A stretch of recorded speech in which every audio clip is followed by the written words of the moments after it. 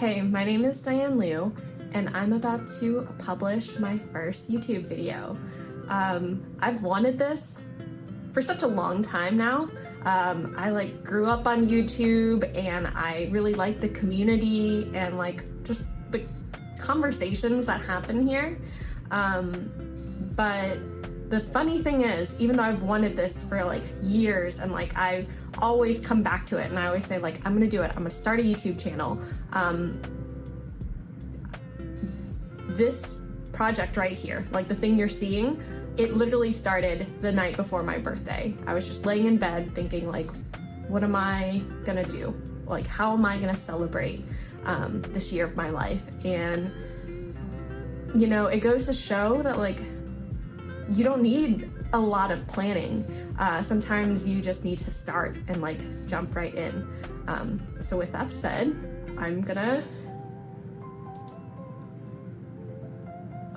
I published it. It happened. A big reason for starting this project is because I didn't want to hold on to the identity of someone who gives up on her dreams. I think it's fine that we redefine what our dreams are and decide that certain dreams no longer fit into the life that we're creating for ourselves. But for me, I've never stopped wanting this. And now that I'm actually doing it, there's this feeling of completeness that I have because I'm going after what I want. I've been thinking a bit about why I sometimes give up on my goals. And I think that goes back to my relationship with school.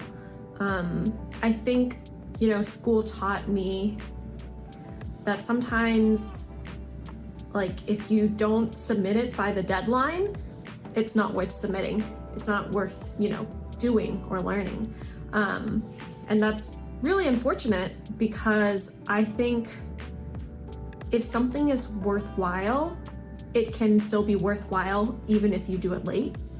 And if something is worthwhile, it's also worthwhile to do it and do it poorly.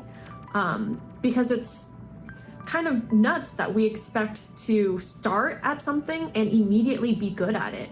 You have to do something and be bad at it first before you can get good at it. And I think sometimes whether I miss an internal deadline that I set for myself, or if I start out and it's not immediately good, I just give up on it. So to kind of sum that up, I think you shouldn't let the perfect get in the way of the good. For myself, one of the things I actually really enjoy is when I first start a video game. And at first, I don't know the controls or I don't know how to solve a puzzle, but as I go through it, I get better and better. And I think that's the joy that you can have when you stick with your goals. When it comes to sticking to your goals, I don't think there is a one-size-fits-all solution. I think, we are different people and different things work for us.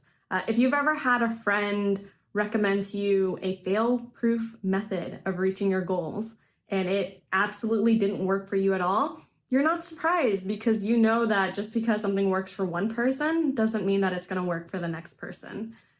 So in order to stick with your goals, I recommend you start with knowing yourself better. And one way to do that is to read up on Gretchen Rubin's 4 tendencies. In that framework, I'm a questioner. And wow, does that accurately describe me? I basically need to have a reason to do anything. So an example of this is you will not catch me sticking to a gym schedule for no reason. That's just not gonna happen.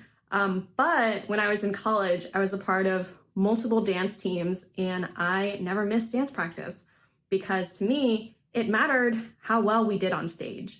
And so that meant showing up to dance practice and exercising. And that made sense for me. So yeah, I highly recommend getting to know yourself a bit better so that you can stick with your goals. Have you ever hidden behind a very complicated goal?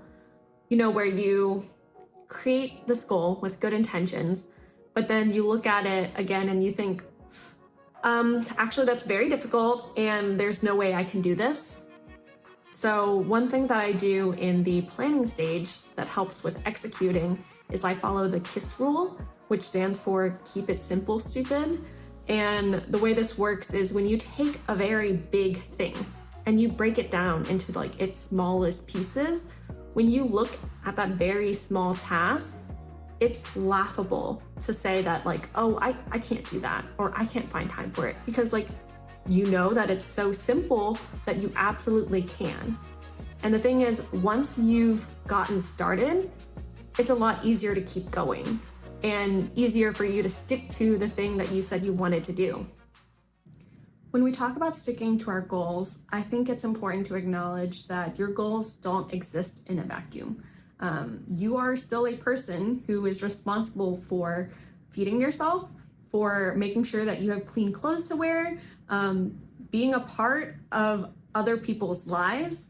And so when you zoom out and look at your goals in this context, you might be able to say like, oh, I'm not able to perform the way I want to be performing because I'm overworked. And I'm reaching a place where I'm burning out. So I think this can be a bit tricky because sometimes when we talk about burnout, it can feel like an excuse. But here's the difference for me between excuses and acknowledging. I think when you're making an excuse, there is a lack of reflection. You just go like, oh, I had a lot going on, couldn't make it to this thing today. That's that, good on me. But when you are acknowledging, you're saying like, yeah, I couldn't make it to this thing because I had all these other things going on. How can I adjust my plan so I can make it work tomorrow? And I think this is how you strike the balance between acknowledging, how you're feeling, how your body is feeling.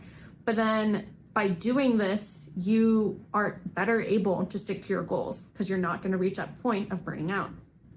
One of my favorite ways of celebrating making progress on a goal or reaching a milestone is to share it with someone else.